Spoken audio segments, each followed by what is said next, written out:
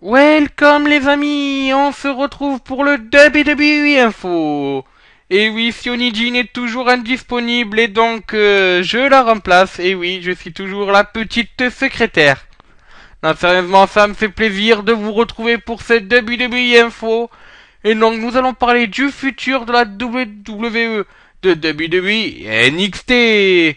On parlera aussi bien sûr du live event qu'il y a eu à Paris-Bercy, c'était le 12 novembre. Et donc nous parlerons d'une petite statistique sur le WWE Univers. Ou Univers, comme diraient certains. Donc on commence plutôt avec les résultats de NXT. Alors ça a commencé avec Finn Balor qui nous a fait sa petite promo. Elle a été interrompue par Tyson Kidd. Ceci a enchaîné sur un match tag. Et c'est bien sûr Finn Balor et Hideo Itami, alias Kenta, qui ont gagné contre Tyson Kidd et Justin Gabriel. À noter qu'il y avait Natalia en tant que petite valette de service, comme d'habitude.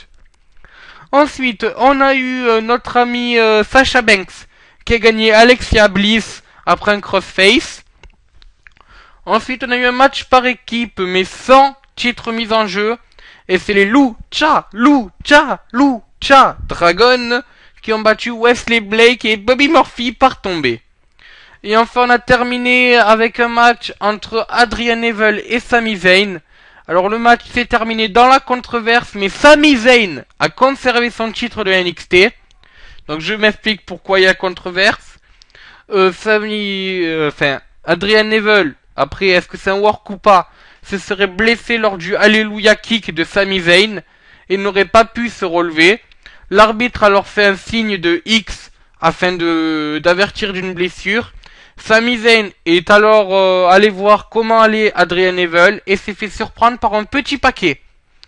Donc, il turn en vue pour Adrian Neville, ouvre et blessure. Je pense qu'on découvrira ça dans les semaines à venir.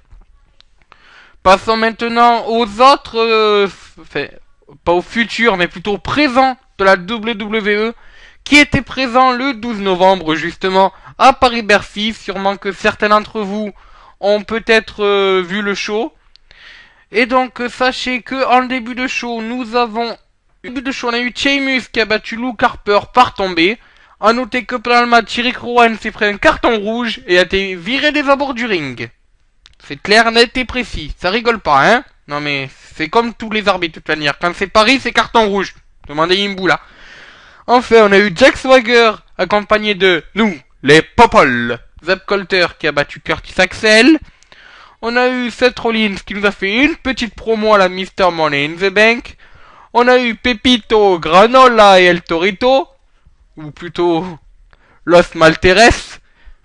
Los Matadores pour ceux qui n'avaient pas compris, qui ont gagné Slater Gator, qui sont revenus en équipe avec Oswogels.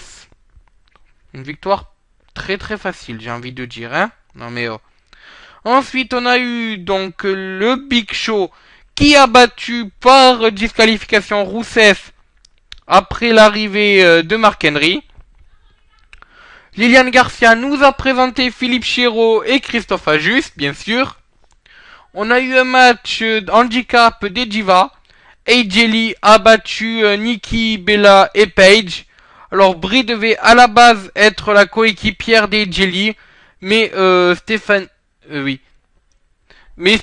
a refusé tout ça catégoriquement. Enfin, le Miz nous a dit que moi je suis beau, moi je suis Yenal, mais il aime pas les camemberts, ça poue. Donc Marie, si t'as envie d'inviter le Miz, ou ton Mizou d'amour, oublie le camembert. Voilà. C'est juste comme ça. Si jamais le Miz veut bien. Enfin, on a eu Kofi Kingston et Biggie Langston accompagnés de Xavier Wood, ou X Xavier Wood, comme dirait Jerry Lawyer, qui ont battu The Miz et Damien Mizdown. Et pour finir, on a eu un Manchester Street Fight à Paris. Oui, et les Américains ne savent pas faire la différence entre Manchester et Paris. Et Mr. Pom Pom Pom Pom John Cena a gagné Seth Rollins après un Attitude Adjustment. Terminant avec une petite statistique sur le WWE Universe. Et en tant que bon S, je suis obligé de vous dire que la moyenne d'âge, je suis pas obligé, mais J'ai fait quelques petites études accompagnées par des mathématiciens plus élevés qui, eux, ont calculé les statistiques. Moi, j'ai juste récupéré les résultats. Et donc la moyenne d'âge des fans de catch est de 41,4 ans. Ça peut paraître assez étonnant, ou alors assez normal, hein, c'est le point de vue des gens qui divergent. Mais au moins on peut voir que qu'on est bien loin de la PJRA, qui était censée cibler plutôt des fans de catch jeunes. Voilà. Bon, mais écoutez, merci d'avoir suivi ce WWE Info, et je vous dis à ciao, bonsoir les amis.